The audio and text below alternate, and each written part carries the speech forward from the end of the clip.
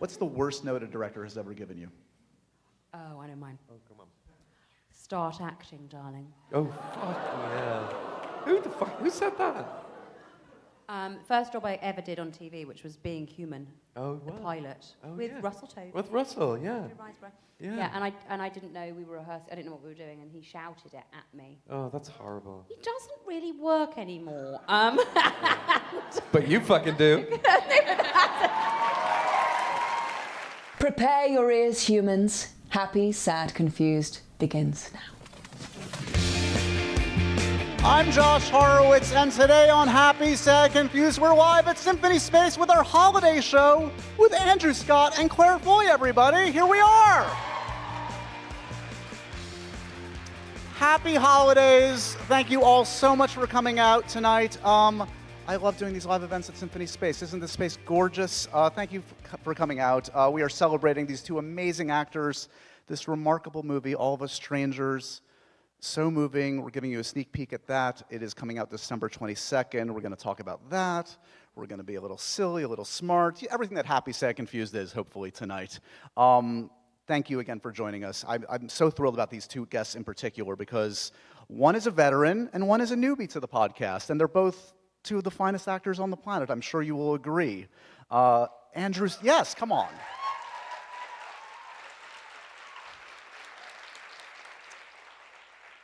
Andrew Scott, where do we begin? Fleabag, Sherlock, he's a hot priest, he's a great actor, he's one of the truly best, and this performance it'll blow your mind. He's getting all the accolades he deserves for it. Claire Foy, I mean, come on. Claire Foy is one of the patron saints of Happy, Sad, Confused, The Crown season of The Witch. I'm sorry, Claire, I had to say it. No, she's one of my favorites. Please give a warm New York welcome to Claire Foy and Andrew Scott, everybody.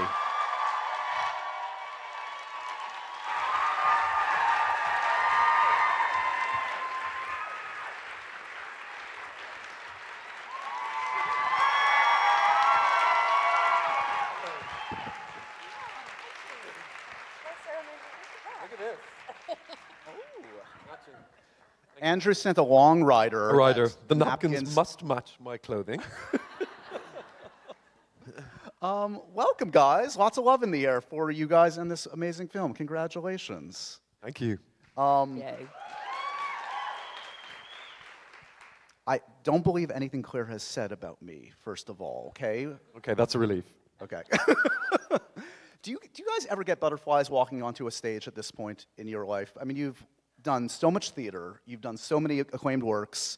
Does it ever happen? Do you ever have that flash of, oh my God, it's all gonna go wrong?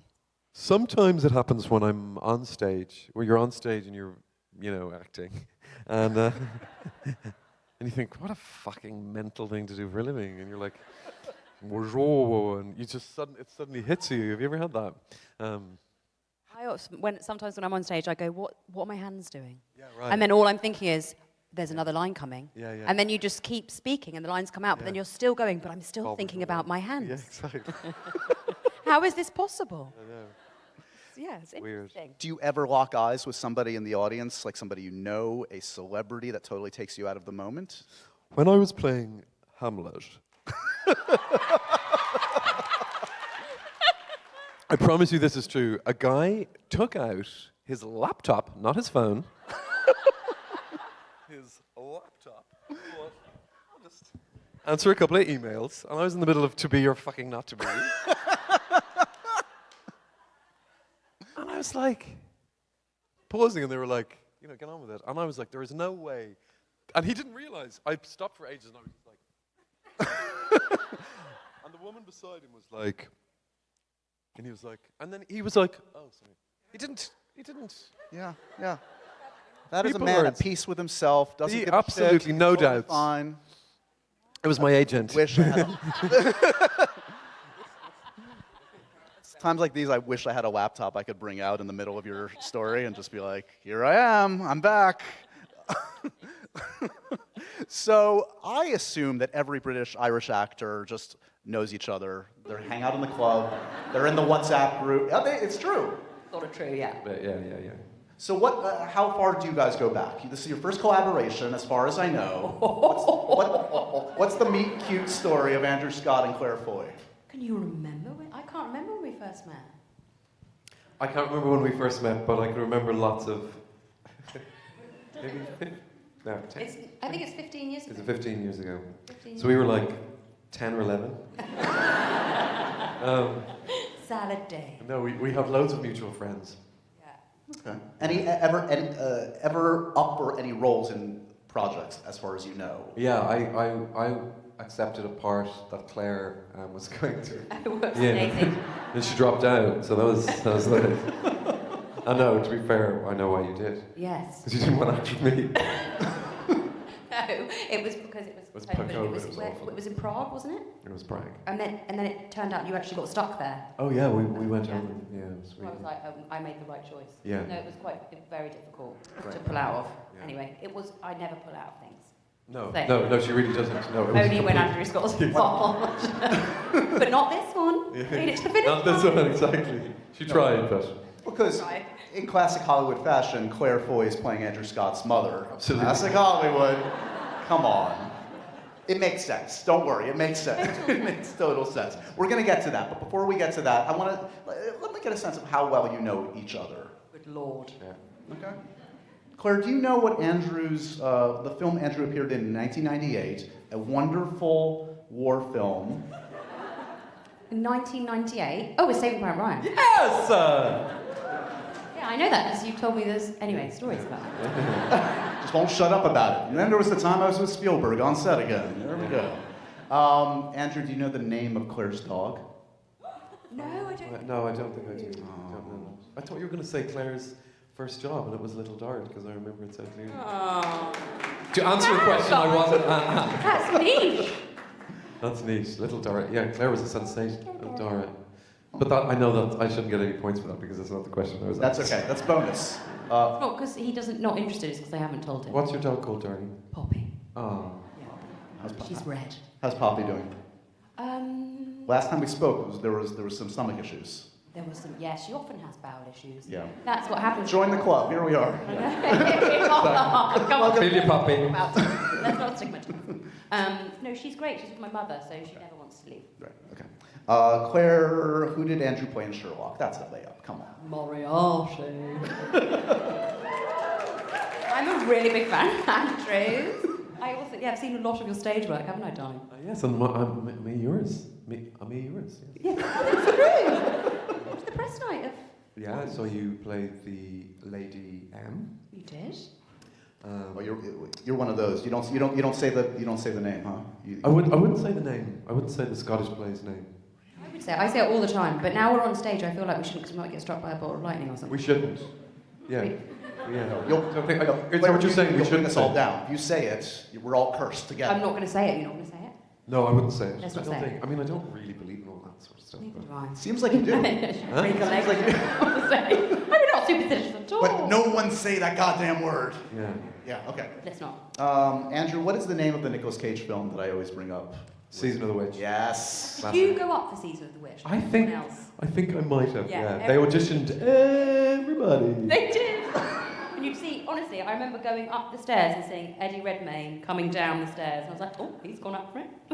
Literally everyone went up for it. It was very strange. Hottest script in town. Well, they sort of sometimes do that, don't they? Where they just see everybody. I remember. I think I auditioned for 17 different types of Hobbit. Wait. They didn't like you for Frodo, but why don't you come in for little Johnny Jojo? And see lots of other sort of short actors like, hey, how are you? Nice to see you. I wasn't going to go down that road, but what is the audition that's stuck in your brain? Till your dying day, you're on your deathbed, you're going to remember this experience, for good or for bad. Is it a Hobbit? Is it putting on a cape and spandex? What happened? I remember going into an audition that I had not prepared for, because sometimes they just give you sides, they don't give you the whole script, because Hollywood is insane. And the first question she said to me was, so would you do it? And I was like, would I do it? And she was like, yeah, would you do what he does, the lead character? And I had no fucking clue what she was talking about. And I was like, yeah, I think I would do it. She was like, would you? And I was like, yeah, no, I think I mean, it would be a hard decision, but I think I would do it. And it turned out it was slaughtering horses.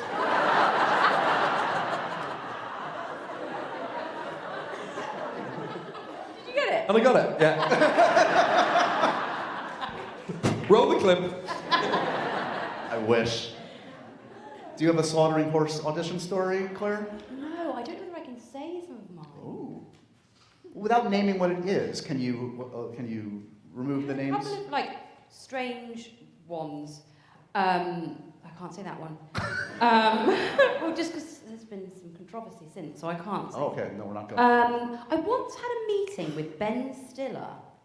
Before I'd done anything really, so I don't even know what I was doing there, but this also sounds like controversial, and it's not. Like in a hotel room in London, but I can't remember, I think I must have sort of slightly forgotten the experience. I remember us starting acting, but I don't remember us finishing because I think it was so awful. I removed myself from my own body, and then I left. And it never happened, the film though, so I feel like... It's okay. It wasn't meant to be. Wasn't meant to be. Was it a comedy? It was set in a jungle. Did you go up for that one as well? Were there short people in it? Yeah. Oh, hobbits, hairy feet. Exactly. That's why. The jungle. Do you like auditioning? I would much rather audition. Yeah, I'm with you. You would much rather audition. You want to prove to yourself you know what you're doing. I don't know. You feel maybe that you deserve to be there rather than. But also, you get to try each other on a bit. Yeah. Like, one of my best auditions of all time was when I auditioned for Damien Chazelle, and I did the scene, and he afterwards went, "Okay, should we go and meet Ryan?" Just have Ryan Gosling. As in Gosling. But I didn't say that. I went, "Yes, absolutely," and then got in a car and drove, and then went and met Ryan, and I went, So cool. if I don't get this job, this is so cruel. Like, this is the worst thing I could possibly ever do. Yeah. But also, what if I met Ryan and Ryan just went, no. Nope. And there was like a secret code. Yeah. But I got through it. Yeah.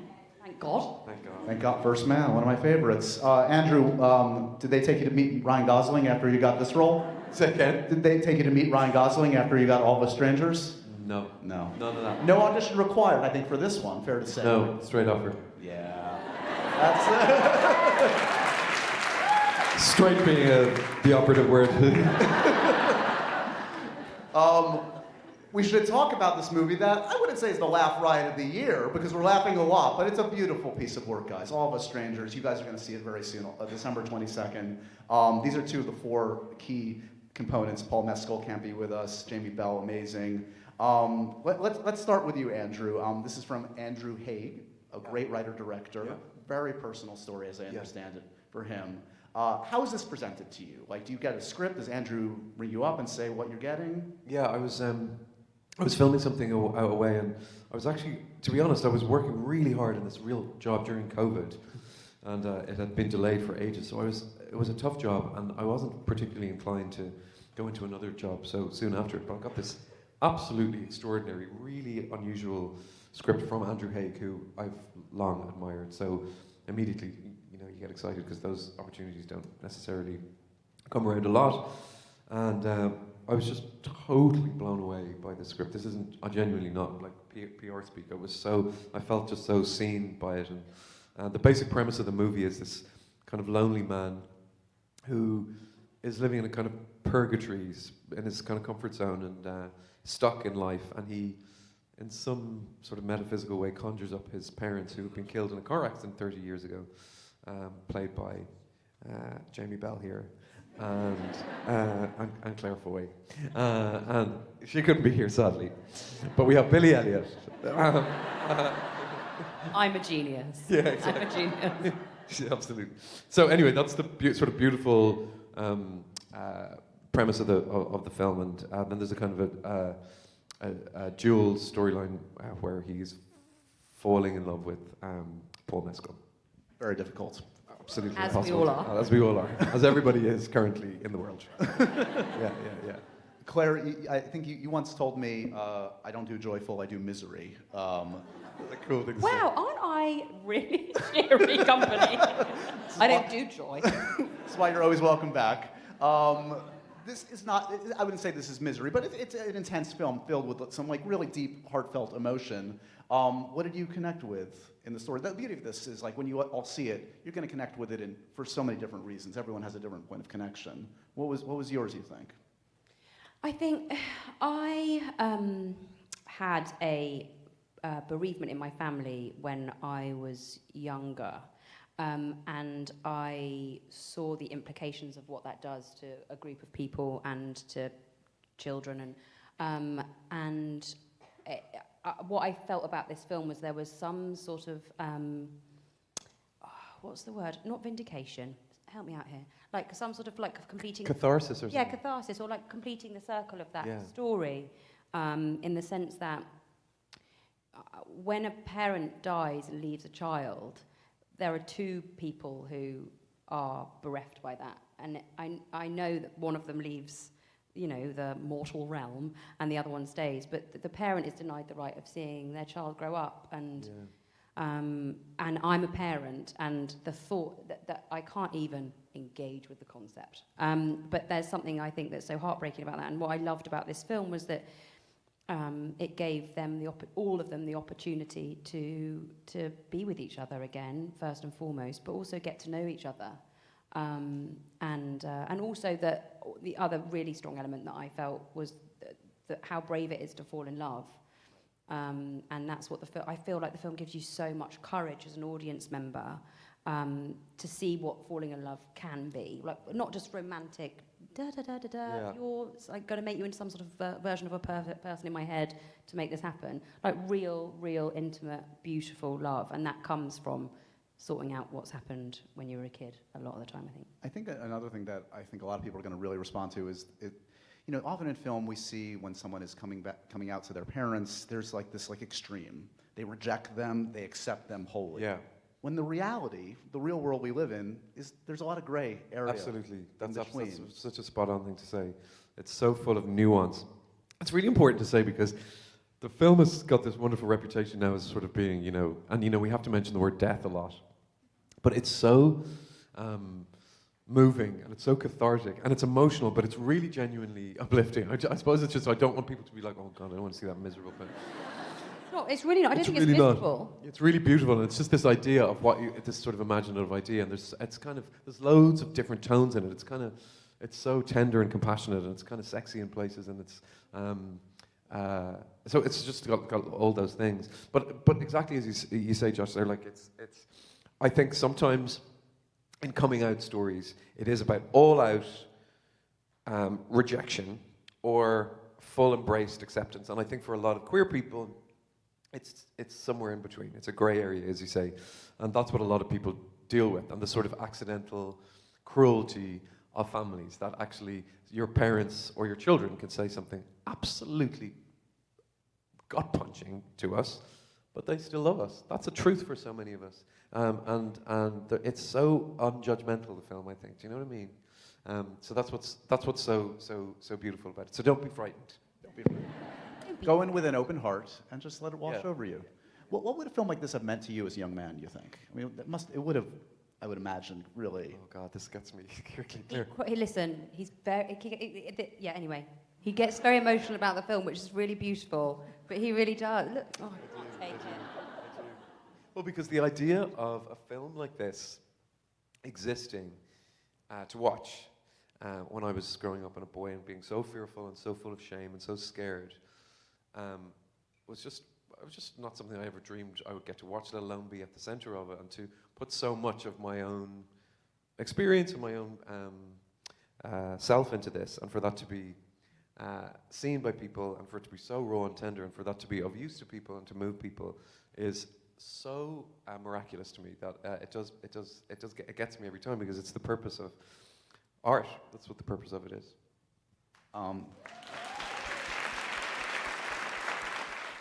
I always love talking about our sponsor HelloFresh on Happy, Sad, Confused, because it makes cooking easy and makes it delicious and makes it affordable. It is the reason why it is, in fact, America's #1 meal kit. With HelloFresh, you get farm fresh, pre-portioned ingredients and seasonal recipes delivered right to your doorstep. So whether your resolution right now is To save money, to eat better, or stress less, or maybe all three, HelloFresh is here to help you do it. Say hello to your most delicious year yet with fresh ingredients and chef-crafted recipes at a price you'll like. And again, it's delivered right to your door. It is so convenient. This time of year, we are all looking to revamp our eating habits. And that's easier said than done, but HelloFresh makes it so easy with health-forward options like over 30 calorie-smart and protein-smart recipes each and every week. I know this from experience, guys. I've made HelloFresh in my home. My wife and I make it together. It's easy, it's delicious, it's fun.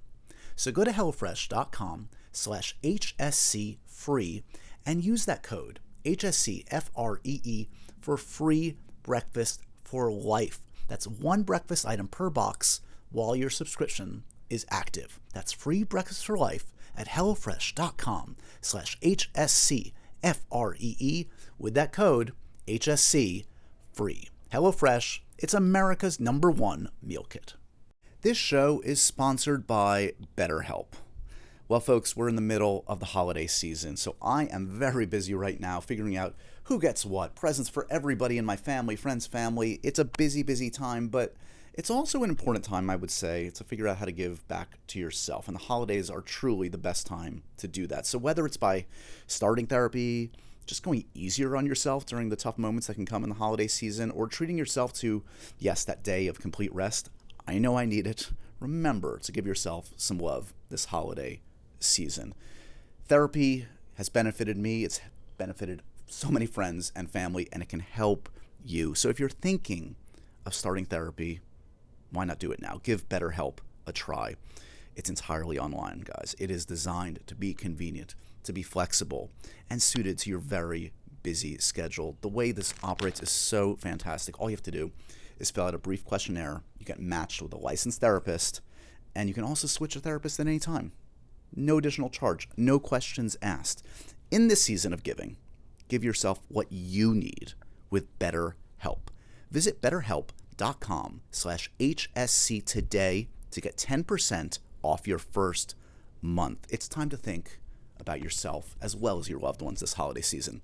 That's BetterHelp, HELP.com/HSC.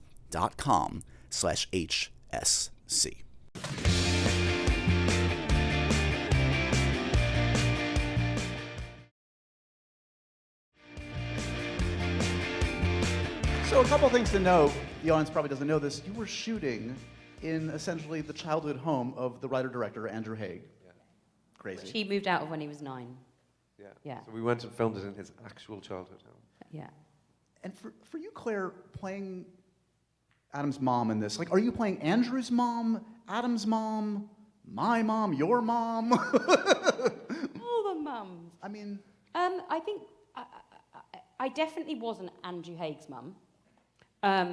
I was a version of a woman of a certain generation which she belongs to, which I think, in Britain, I suppose, as well, the war and that period of time looms pretty large over certain generations and how they were brought up in the UK, and the significance of that and at what point you were born after it, and therefore what your values and morals tended to be, which is very in line with societal norms. And so I was definitely playing that, but she was definitely, myself and Jamie had to base the characters in reality, although we are no longer alive, in order to have, a knowledge of what their relationship would have been like and what their opinions would have been. And she very much, there was a brief period of time where I was going to be Irish, and that ended very quickly when we realised we didn't have enough prep time to make me sound Irish, or any semblance of what, my version of Irish is very different to actually how people speak in Ireland. It's how my granddad speaks, who hasn't lived in Ireland for 70 years, so it wasn't current. Anyway, but she very much was based in the, what I know from my family, immigrant Irish family coming to London, living in a particular part of London where there would have been lots of Irish people in the community, very connected to, Catholicism, and all of those things. So she became very much all of my aunts.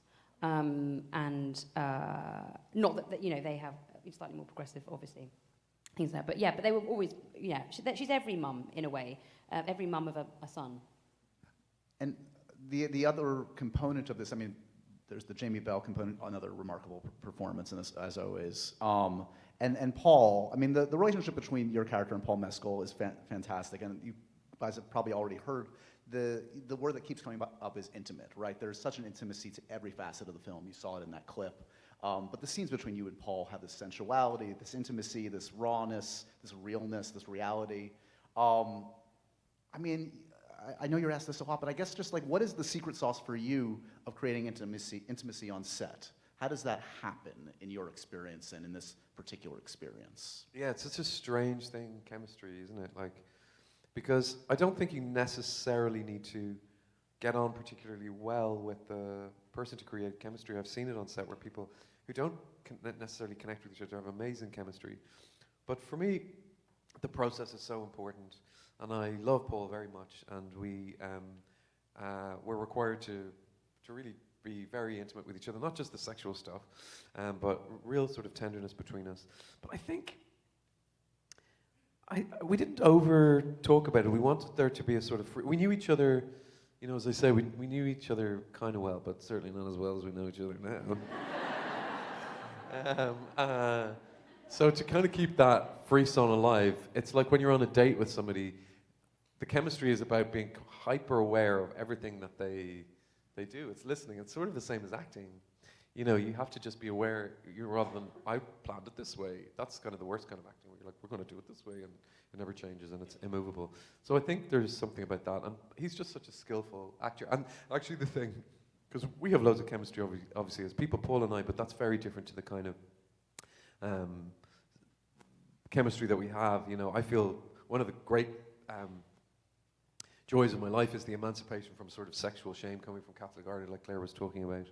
So I don't feel that sort of shame. You know, my character is very lonely and probably a little bit negative about sex, and mercifully I don't feel that anymore. And so you have to create something, you have to sort of unlearn the things that, and go back to a place where you're in a much more fearful place. More chemistry with Paul or Phoebe Waller-Bridge? That's not a decent. That's and what- it's no, it's. I said to you, you were. I a nice lulled him person. into a state of thinking I was a nice guy. Yeah, and then I just. And you know, it's the holiday season. Let's We all leave. I think that was really, really awful. let's take a look at a photo from last Halloween of our buddy Paul Mescal and who he dressed as. Let's take a look. That's such a good costume. Cool, right? That's so good. Look at his little mullet. Look at that guinea pig. How would you assess his hot priest? Say again? How would you assess his rendition of Hot Priest compared to yours? He looks quite angry. He does look angry. It's hot. Anger's hot. Yeah. Yeah. Hot enough, not quite Andrew Scott hot, but it's all right. I don't think that's true. What is, we can, yeah, okay, we took it off. I don't want to embarrass you the entire time. What is the sexiest, most romantic film of all time?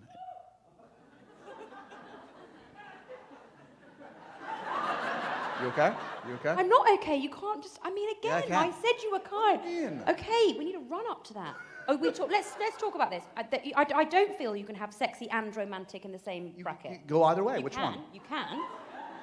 This is very serious for me, obviously. I'm sorry I'm overreacting ever so slightly, but. What I do you feel mean? like- You can't. It can't be like hot. What in the same movie? Well, no, it can be, but then it's your like. Yeah, the question is different. It's very. It was oh, two very questions. It specific. wasn't It one. was a bad question. I see what Bad you're saying. question. I think confuses we're your guests. hanging up on you now, don't you? Value feel the tables have This turned. never This is our happens. What's your podcast. sexiest, most romantic film, Josh? Yeah, we'll ask the question. Happy holidays, everybody. Sexy or romantic? Choose one. What jumps to mind? I mean, nothing because I'm panicking. Andrew, anything? I'll take over for a second because Please. We're losing him. and then he died. What a I'll never great know. story, though. Yeah. A film that I really adore. What did you say? Gave to me then. Oh, did Keep talking, keep no, talking. no, go. Unfaithful. Oh. Oh yeah, hot. It's not so much romantic, because obviously some... That's the sexy time one, yeah. Yeah. So sexy. Yeah, yeah. To say it like She's that. on a train. Thing. She's on a train thinking about it. She's having an affair, isn't she? Yeah. So good. Yeah, yeah, Sex in a hallway. yeah. So, the film that I think is really beautiful, and I was like, wow, God, it's just a really cathartic experience for me, is Call Me By Your Name. Because do you know what I love that film? I feel like love and sex manifests itself in so many different ways. And I was looking at the physical difference between those two characters. And at the beginning I was like, is this a bit dodgy here? What's going on here? But I think it's really important that we see just different types of love represented on screen. That love just doesn't happen for people between the ages of 27 and 32 who are straight, and then there's so many extraordinary stories, and people are attracted to loads of different things. And I loved this.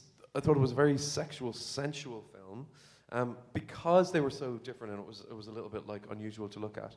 And I think that's really important to see that. It was also incredibly romantic, and it had a sort of familial. There's a kind of connection in some small way with our film, I think, a wee bit. I see that. Michael Stuhlbarg's monologue towards the end wrecks me every time. So beautiful. Unbelievable. Yeah, absolutely. I thought you were going to go rom-com, because your go-to rom-com is... You said, and also sexy. I'm not... I don't want to repeat the It doesn't need to be back you, confrontational. but that is what you said. Yeah. If you're No, gonna Claire, put I'm me on with the you. spot like that, I know you are, darling. If you're going to put me on the spot, then you have to be... Why would she answer that question, Josh? Why would I? But also not to contradict what Andrew just said about only not showing just people falling in love between 27 and 32 and they're straight, but normal people also Oh yeah. was so beautiful. There is a look that he gives Yeah. her at a certain point that I was like, that's it. Yeah. I don't know how he did that, Oh, it's totally. but there was this amazing look, and I was like, that's what it is when that's happening to you. It's really properly intimate. Sexing and the falling in love Yeah. and the greatness. Can I give you my ulterior motive, what I was trying to point us towards? I think. Yeah, I suppose. Wow! Yeah. Guys! Please continue. Claire's favorite rom-com is When Harry Met Sally. Oh yeah. Yes. I thought it would be fun to hear you guys do a When Harry Met Sally scene together. Which parts do we play? That's up to you. That's up to you. You can switch. Can I play the waitress? The waitress. Oh no, she's not the waitress. The old lady who says. Oh, I'm that part. That's me, obviously. Oh, the best part. Thanks, I'm at Josh. the other table. The punchline.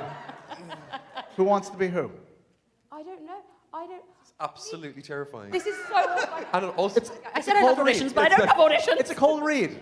it's a cold read. Come on, we'll do it. You can choose who wants to be who. Oh my god, it's really long. Okay. Oh my god, I know. I know. I mean, I know everything, but Okay. about it. I'll play Harry because Oh my God. break the habit of a lifetime. Okay, but I'm not doing. Okay. You can are- go subtle. You can go subtle. Absolutely extraordinary that you've asked us to do this. No one has warned us. about Andrew, this. why don't you take one for the team? You play Sally for her. Can you play Sally? Can you play I Sally? think you should play Sally. Do you want to do this?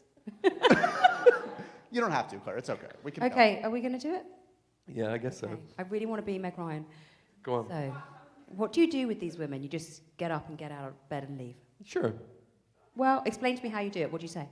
You say you have an early meeting or your early haircut or squash game. You don't play squash. Yeah, well, they don't know that. They just met me. That's disgusting. I know. I feel terrible. You know, I'm so glad I never got involved with you. I'm a much better actor than this, guys, I promise. Yeah, I just would have ended up being Wow. some woman you had to get, this is the best bit, because I never knew what andirons were as a child. And irons, right? Yeah. Yeah, sorry, I should be just doing the scene. I'd just be end up being one of those some woman you had to get up out of bed and leave at 3 o'clock in the morning and clean your andirons, and you don't even have a fireplace. Not that I would notice. Well, you get wait. It's so upset. This is not about you. I'm not pretending to be the characters. Are you? Billy Crystal. Oh shit! No, but I'm just like. No, I know. Okay. Luke, it's fine. Sorry. this is why we're so good at auditioning. Well. Yes, it is. You are a human affront to all women, and I am a woman. Yeah, I don't feel great about this. Thank you. Now I'm beginning to relate to this character, but I don't hear anyone complaining. Of course not. You're out the door too fast. I think they have an okay time. How do you know? What do you mean, how do I know? I know.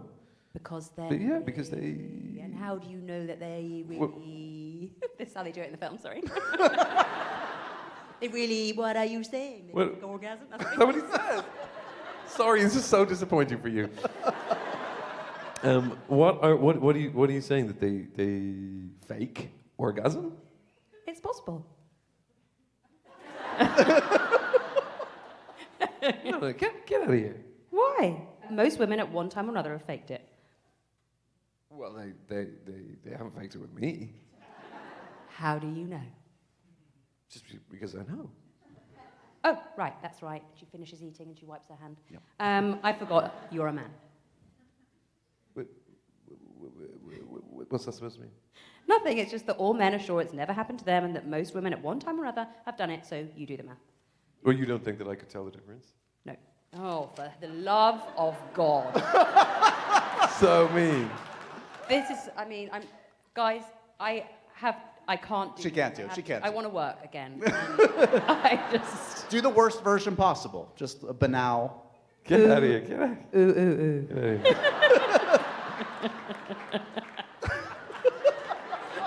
That's because of what you have to say next. Are you okay?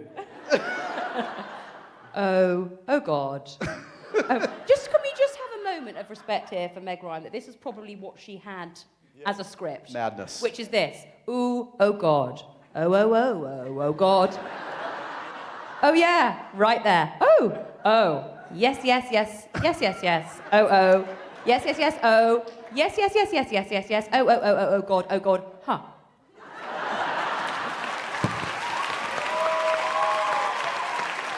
Hang on. You've got to do the best bit. I didn't even get my punchline. You've got to Come on, do it. come on. Do it. I'll have what she's having. Yay! I'm sorry that my love of that film made you have to do that. No, it's not you who has to apologise, Claire. I have so many things to apologize for tonight. Wow. I'm sweating. Are you guys sweating? So sweaty. Okay. Well done. Can you guys tell? Yeah. Can you tell? Yeah. Take it off. Take it off. Calm down. It's the scene has turned you on. Do you think they're going to ask us to do the remake of When Harry Met Sally? No, I don't. Okay. I think they might. Do you? God, No. that'd be kind of cool.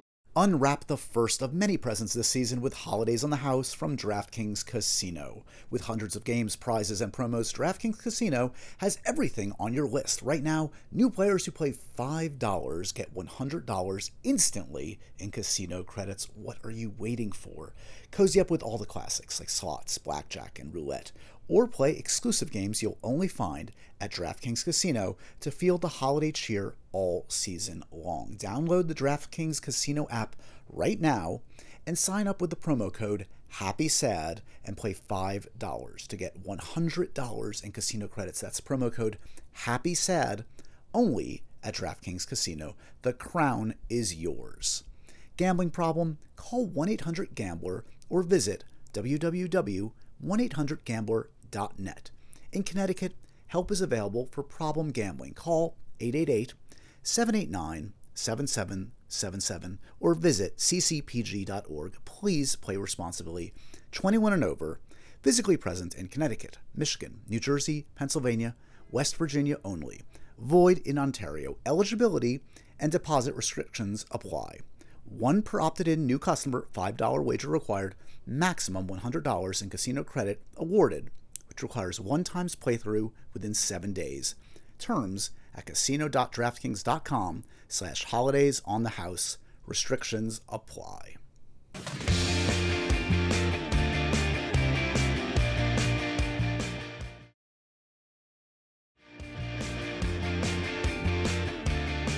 Tell a Fleabag fan from a Sherlock fan coming at you down the street. Absolutely, yeah. Really?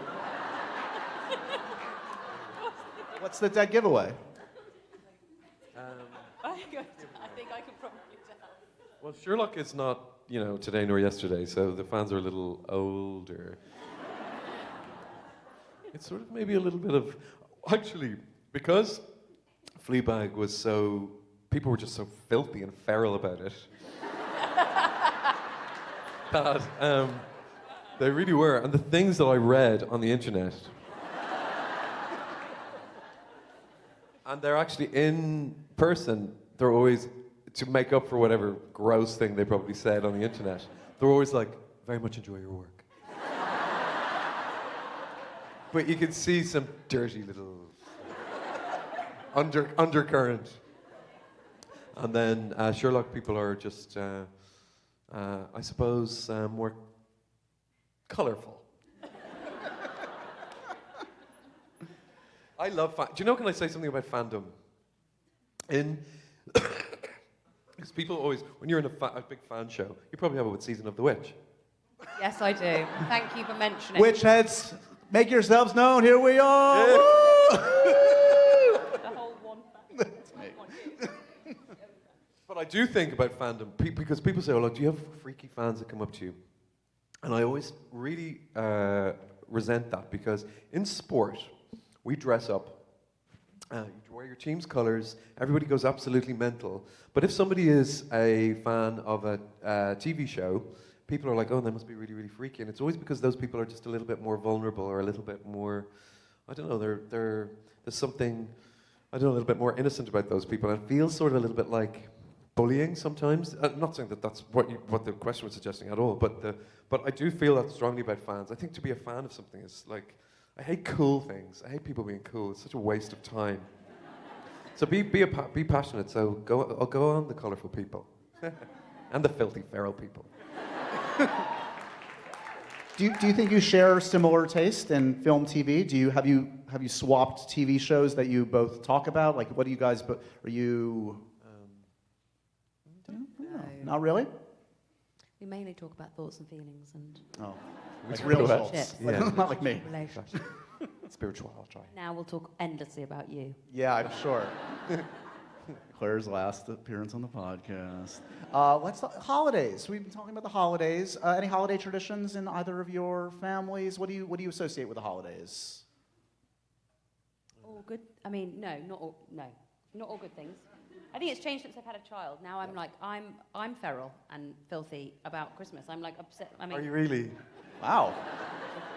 no. Feral and filthy. No, I didn't mean to say that. What do I mean? Passionate. That's what I meant. Passionate, yeah. Passionate in a anyway. I love it, and so much so that I go overboard probably every time. I get a new ornament every year. I choose one. My daughter chooses one. Oh, I yeah. skating. Lovely. I make mince pies. I do everything. So is your Christmas tree up already? Yes, already up. Turned the heating off before I left England to make sure that it didn't cook. You didn't know that. Oh yeah, that's Yeah. lovely. But you won't, because you've been working very hard. Yes. You won't have your Christmas tree. Poor little Andrew. Poor little Andrew. Tiny little Tim. Yeah.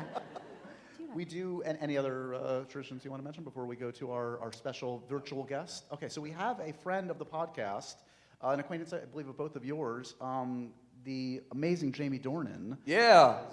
Has sent in a holiday recipe that he does every year, and he wanted to share it with all the Happy Sad Confused listeners and viewers and you guys. Shall we take a look? All right, here we go. Merry Christmas. I bought this out just to make this video, and it goes like this, This is class. Hello, Josh. Hello, Andrew. Hello, Claire. Hope you're all well. Merry Christmas. I wanted to come on to give you my recipe for how I make my roast potatoes on every Sunday, because we do a roast every Sunday in the Dornan household pretty much. Or Christmas Day, if that's the only time of the year you make roast potatoes, which is shameful if that's the case. Mars Piper potatoes, if you get them. Preheat the oven to 180 degrees Celsius. I don't know what that is in Fahrenheit. I don't care what that is in Fahrenheit. 180. Get a pan going with some goose fat, duck fat, and get that going in the oven. Parboil your potatoes for longer than it ever tells you to do online, for longer than any culinary expert tells you to do. Listen to me. They say 5 minutes, I say 8. Overly do them. Let lose a few guys, like let them crumble a bit. You end up, with this unbelievable crunchiness at the bottom that soaks up all the fat. Obviously, parboil them for 8 minutes. Let them give it a proper shake. That's me and my happiest I am, I think, ever, when I've got like the tea towel over the pan, shaking the potatoes. Release all the steam, let them fully steam. You'll see you've lost a few guys at the bottom. Do not panic, it's okay.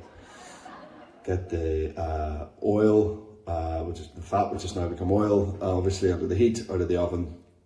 Put the potatoes in, make sure they're properly coated in the oil. Put them back in the oven at 180. Set a timer for every 20 minutes and make sure every 20 minutes you take them and toss them and turn them back in the oil and keep them lively. And after about 52 minutes, I'd say, at 180, whack up the oven to 200. I sometimes give the potatoes a little bit of a squeeze here. Stole this from Jamie Oliver. Give the potatoes a wee bit of a squeeze here to crack them, and then turn it up and maybe to 200 or maybe even 210 for the final 10 minutes, and this makes them even crispier and super soft in the middle. They are delicious if you get them right, which I trust that you will. You might not heed this advice at all. Hope all of you are well. Have a Merry Christmas. Lots of love.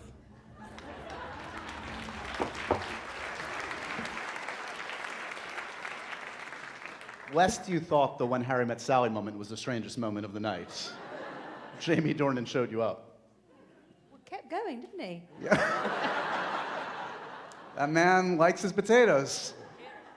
You're welcome, everybody. I should mention, we have in the aisles 2 microphones, so if you guys want to start lining up with a couple questions for these guys, feel free. They can't be worse than mine, let's be real. I feel bad now. I don't feel bad. God, Do you not feel bad?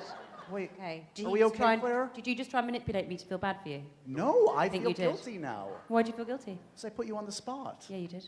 What are we talking But you about? delivered. You delivered. Fine, it's fine. You were great. Thanks. Anyway. Oh my God, there's so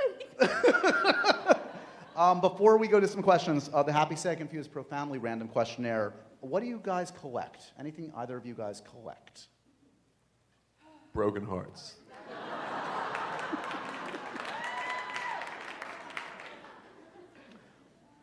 You don't have to. Christmas ornaments, obviously. Apparently. Got so many of them.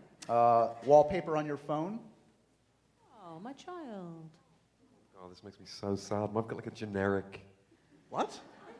like thing that the phone gives you. It's so sad, isn't it? I don't know whether that is just not because you're not good with technology. You don't like your phone. No, I don't really, exactly. Fuck You don't want to phones. invest. Fuck bones. Don't invest in it. Sorry. Yeah, no, it's okay. Last actor you were mistaken for, either of you. Oh, Emily Blunt, I think. Oh yeah. But by someone who's worked with her. Yeah. maybe. Yeah, they were like, Emily. I presume they meant Emily Blunt, or it could just be any old Emily, because that happens a lot to me as well. Like, no, because I worked in the, and I was like, no. But thank you. Yeah. Do you get anybody? I get Mark Ruffalo sometimes, Oh. which is such a compliment. Yes. Yeah. Very nice. Yeah. Oh. What a lovely man too. Yes, so handsome. So Not that handsome. you guys are too sweet for this, but what's the most common complaint from you on a set? What gets under your skin on a set? Oh, you got something. She's got something. I mean, it's mainly the schedule, Yeah. Yeah. as in just that it exists. I just am one of those, they call us a moan of actors. That's a collective noun for actors. Because no sooner do we get a job than we start moaning about the job. It's a sport, and we're very good at it. And yeah, so mainly you get a script, the schedule, and then you go look at what days you have off of the job that you want. And then moan How about... did you do this? How can I get out of it? Yeah. Yeah. You want to do it, you just don't want to do it all the time. Yeah. Absolutely. And then you look at what time you're going to start and going to finish, and then I relentlessly talk about what time I'm starting and finishing for the whole job, and everyone's like, yeah, because it's a job, and I'm like, yeah, but I have to get this out. Anyway, that's yeah. I'm trying to think. The thing, because you have to be checked constantly, and the continuity, obviously, that they have to. So sometimes I find it hard when people come up and they're like, and they're sort of telling you something about, and they're doing it under their breath, and then they're just going to move this because it's just not. And you're like, so I sometimes you're like, how could it have moved? It's not exactly Marie Antoinette up here. But I mean, they're just doing their job. But like, it's silent. You do it silent. It's just when you've been on a job for 7 months or something, and you're like, But like, it's a cool job. You know, we don't really have a job. What's the worst note a director has ever given you? Oh, I know mine. Oh, come on. Start acting, darling. Oh, fuck yeah. Who the fuck? Who said that? First job I ever did on TV, which was Being Human, Oh, the wow. pilot, Oh, with yeah. Russell Tovey. With Russell, yeah. Peter Riseborough. Yeah. Yeah, and I didn't know we were rehearsing. I didn't know what we were doing, and he shouted it at me. Oh, that's horrible. He doesn't really work anymore. But you fucking do. But it was a very it's taken me a long time to accept that it actually was a very unkind thing to do to a 23-year-old on their first job ever. Horrible. Instead of taking them under your wing and like helping them, just Exactly. shouting at them in front of everyone. And but sometimes like not very nice directors need someone to bully. Yes. That, and I was Absolutely, that that's person, and so that true. felt really bad for me. Yeah, yeah. You, what was the worst night you've ever been? It's when they don't really understand emotion, where they...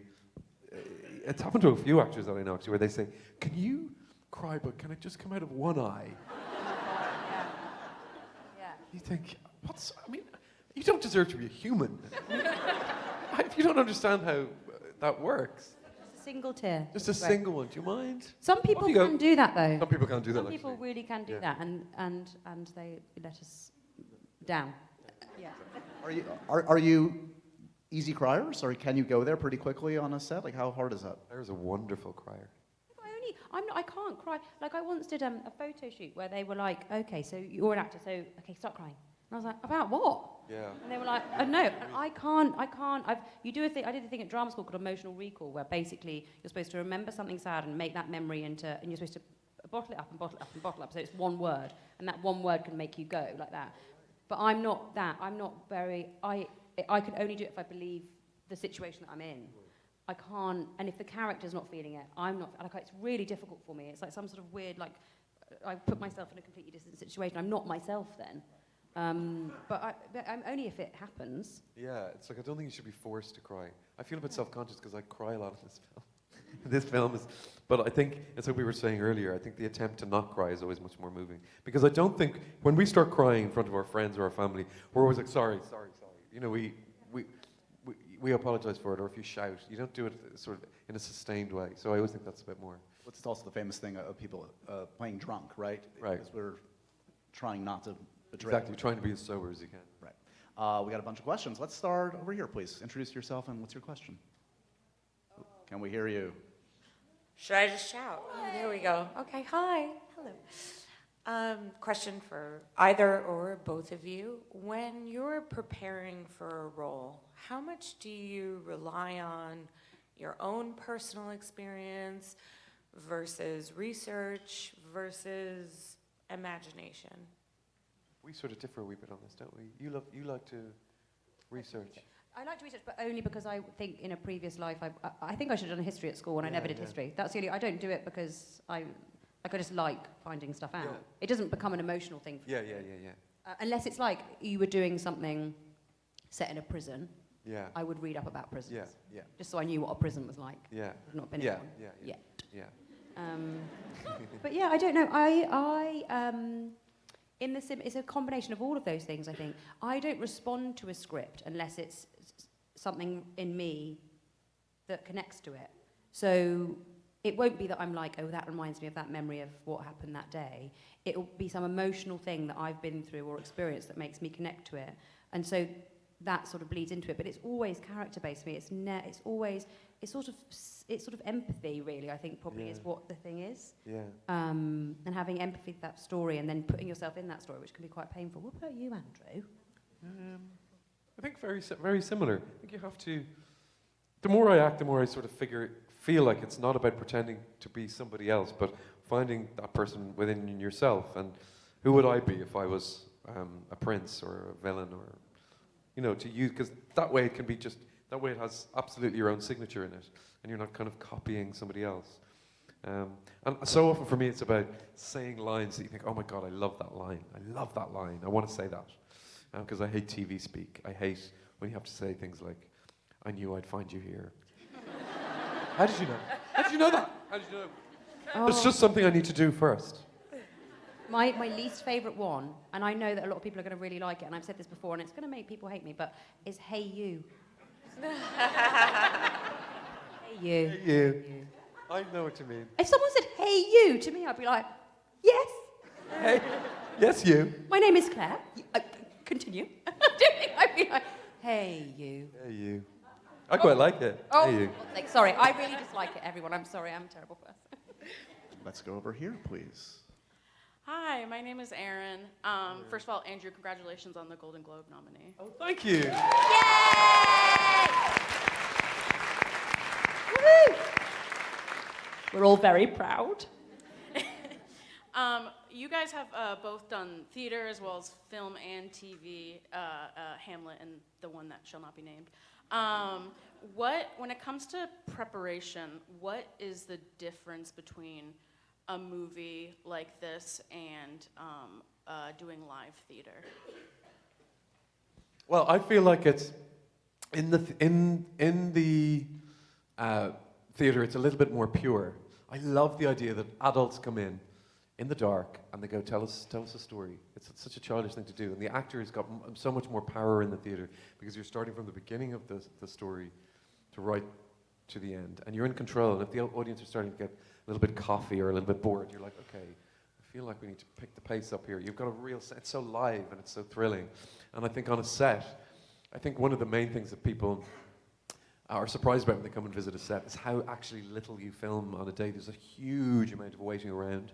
So your imagination is constantly interrupted. So you're going in the scene. We were lucky in this film because we had quite a lot of quite simple scenes where it was just me and Claire in the kitchen, for example. And so there wasn't a huge amount of setups, but a lot of the time they're setting up lighting if it's a huge, big, epic thing. And so it's a little bit stop-starty, right? And sometimes for me, that's the thing that kind of interrupts your imagination. So that's why I think actors love the live experience, because it's just a little bit more pure, right? It's definitely pure, and it's also a collaborative process with the audience. Like you just said about, like, you feel when they are not paying attention or they're getting a bit bored or whatever. Everyone's invested in it, and so everyone it's both happening at the same time, and you can see or feel what you're doing is having an effect or not. And I found it strange. I would encourage anyone, if there are any actors in the room, like, film acting is, extraordinary, and there's something amazing about it, but being on stage and it's where it came from. It's where acting basically came from. So, get in it and get involved. And it's terrifying, but there's something so unbelievably exhilarating, and it gives you so much, I think. Thank you. Thank you. You. Any New York theater plans on the horizon for either of you? Say again? New York theater plans on the horizon for either of you? I couldn't possibly comment. Have you ever done stage work here? Yeah, I did a play here with Julianne Moore and Bill Nye, but it was a long time ago. Yeah. But so I'd love to come back. I really would. It's happening. Huh? It's going to happen. I hope it does. I really hope. We all do. Let's make that happen. Okay. Yes, please. Well, Josh sort of just stole my question. Thank you, Josh. Thanks, Josh. I am messing. Happy Christmas.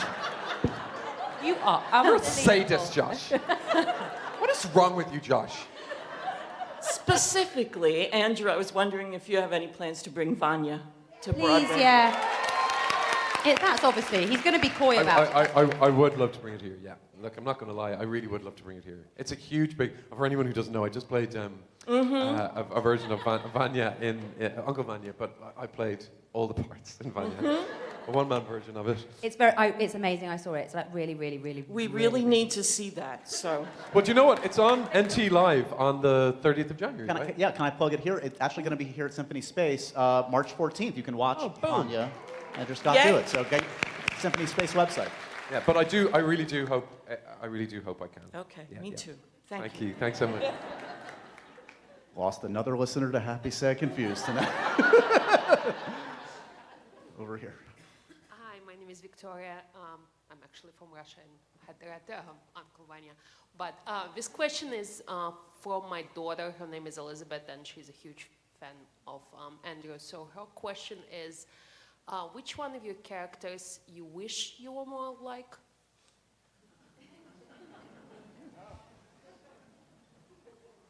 I wish I was more like. Wow. Shouldn't say Ripley. I know you just played Ripley. Don't go with that. Yeah, I'd like to be a bit more murderous. I suppose it's like the villains, isn't it? Like you want to play, you want to. First of all, say hi to Elizabeth, your daughter. Thank you. But I would say probably Moriarty. Yeah, probably because he's having a great time. Great. Yeah. Thank you. Thank you. Just to know, we only have time for a couple more, so let's go back over here. Yep. Hello. I was wondering what your favorite and or least favorite words are. What a great question. Thank you. My favourite is surrender. You just picked that out of the air. Thought about it recently. Surrender? Why? I think it's great. Okay. I mean, like. I'm not attacking you. No, but don't you think it's just like a great Surrender, word? yeah. Surrender. There's something sort of like, anyway, I love that. Yeah. What do you love? Words that I love. I was thinking of a word that I don't like saying. Yeah. I don't like the word Wednesday. Wednesday. Yeah. Wednesday. I struggle with banana just because I never can spell it. And I know, I'm like, there's a double N, there's 3 A's, is there 3 A's? Not in a row, but yeah. Yeah, but there's 3 A's in it. But I always am like, Banana. banana. Banana. That's a vocal warm-up exercise for actors. Banana. Anyway. Wow, that was a terrible answer on my behalf. It's okay. Thank you. You look so disappointed. Okay. You had your chance, but... Please, yeah. Hi, this is a question for Andrew, but Claire, you can answer too if you want. No, I won't. I'll leave him to it. It's okay. Andrew, this one's for you. When I need like a jolt of confidence, I rewatch your Letters Live, the letter to Solowit. If you haven't seen it, you definitely should. Is there a piece of art, book, movie, etc., that you return to for a jolt of inspiration, or just because you like to revisit it? It's probably music in some way. Music is so immediate, isn't it? Like it gives you something. But I can't think of anything sort of specific. It sort of depends on the mood. But it's something like I don't know if you feel that, like sometimes when you're sad, you want to be sad. You don't want to play cheerful music, do you? You just want to go, I'm going to sort of bathe in this. Or before, like actually when we were just doing Vanya, the stage manager used to be like, oh, that's what you're listening to, because I would listen to big Broadway numbers. Because I find the idea of going on stage so wonderful. And that sort of bigness of Broadway, even though it has nothing to do with the sort of tone of Vanya, I just like the idea of like, oh my God, that sort of thing that I looked at, the idea of the sort of theatricality I always love. So I would say it's like Broadway musical. No, it's not. But music definitely is where I would go to for something first. What about you, Claire? That was your question.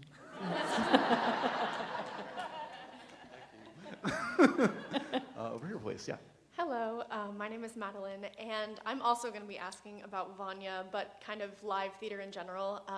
I am studying to be an actor for the stage, and I wanted to know how you prepared to play every character, as they're so different. And then to both of you, just how do you go about starting to prepare to play, your character? How do you study them? How do you connect with them? Well, one of the things that I think is really important to remember, something I say so much, but I really believe it to be true, which is that you play a part. You have to be playful. That's what I think that's what the audience wants.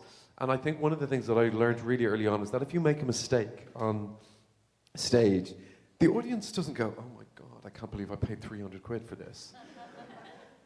When somebody dries or loses their line or something weird happens on the stage, the audience suddenly goes, oh my God, this is live. There becomes so much more aware of the kind of audacity and the endeavor of theater. So if you make a mistake, it doesn't fucking matter. Do you know what I mean? And so to sort of just to remember that it's not so serious, even if it's a serious thing. And because I think when people, for example, when you get so terrified that you're going to forget a line or something, I do think it makes the audience aware that, oh my God, that means they've learned all the other lines rather than that they've forgotten one of them. And I think that's sometimes good to remind. I love theatre that interrupts the kind of formality of the convention of theatre. Yeah, I mean, I think the thing with it is that what works for one actor doesn't work for another one. When I went to drama school, we did animal studies, which absolutely, for me, is an absolute no-no. I spent like 3 weeks as a camel, and yeah. Did you choose it? No, they chose it for you. Oh, fine. So then you're spending the whole time going, I wonder why they gave me camel. I know exactly why they. 2 humps or one lump or 2? I was the single hump, the dromedaus or something. Anyway, I know a lot about camels. That doesn't work for me, but I watched Margot Robbie's Actors on Actors thing, and she loves animal studies, and I was like, good for you, Margot. Like, it just works different ways for different people. So I think the biggest mistake you can make is try to be like anybody else, and to think there's one particular way of doing it. The only thing I would say is, with acting, I think, like Andrew said, is that don't try and run away from yourself in the process. Go deeper into what makes you a human being, and that will help you understand other human beings. And the more you do it, the better you get at hopefully understanding them. Yeah, I totally love it. Good luck with it, you know. Yes, good luck. Thank you It's so really much. great. Have fun. We have time for just one more over here. The last question, it better be good.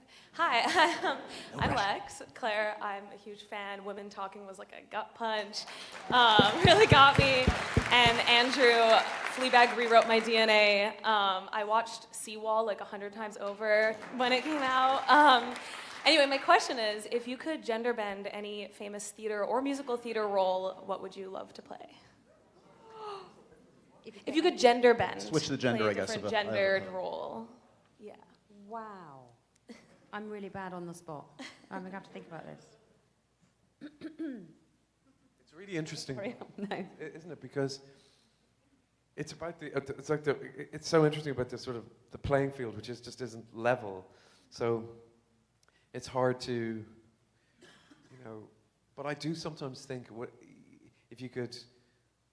I remember there was this gorgeous story when it's slightly off the beaten track, but I remember when Phoebe was talking to different directors for Fleabag, and she was having meetings with lots of kind of young female directors, and eventually Harry Bradbeer, who eventually directed the show really brilliantly, came in, and he's a man in his, late middle age, kind of middle class man, and he said, "Well, of course I am Fleabag," and she was so arrested by that, and so like, wow. And of course our representation and everything is incredibly important, but I sometimes get scared of the idea that we can only empathize with people that have our own experience. So I'd love the idea that everybody could sort of give it a go a little bit, but the playing field does have to be level, and until it is level, then more people are getting opportunities than the others, and so it's a tricky one, isn't it? Yeah, I struggle to think of any parts that you could. I mean, that's the thing. There's not that many, unfortunately. There are wonderful female parts in theatre, but I don't know. For me, it would definitely be some sort of singing, dancing, mad, like stowaway. What would that be in? Oh, what's that one on a boat? A musical? Yeah. What's the one on the boat, guys? You know what I'm talking about. Anything goes? Yes. No. South Pacific? We are going to wait all night. I don't know. Anyway, I'd like to be like a sailor on a boat. Right. Yes. A boy camel. You could be I could be. I'm never being a camel ever again. That's off the list.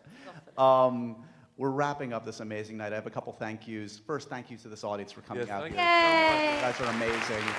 A couple of reminders. This movie, as you can tell, is just a sublime piece of work. All of Us Strangers. The performances are extraordinary. You will go on a journey. It's a fantastic piece of work. You should feel very proud of. Please check it out. Sound terrible. What's that? You will go on a journey. I'm joking. You will go on a dark journey. No, it is life affirming. Don't worry. You can handle it. It's fantastic, though. I do also want to mention that Vanya, March 14th, you can watch the live version that Andrew. It's amazing. Thank you. Good. So we can check it out. That's on the Symphony Space website. Look up all their amazing events in 2024. They're going to host so many great events. Hopefully, I'll be back here hosting some Happy, Sad, Confused as well. I also just want to mention, Andrew Scott, thank you for being on the podcast for the first time. Yay! Thank you. It was so fun. Thank you. It was so lovely. This might be Claire Foy's last time, but she is now a 5-time Happy, Sad, Oh, Confused. God, that's so cool. Yeah.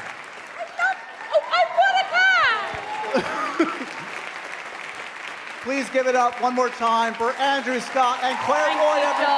Thank you so much.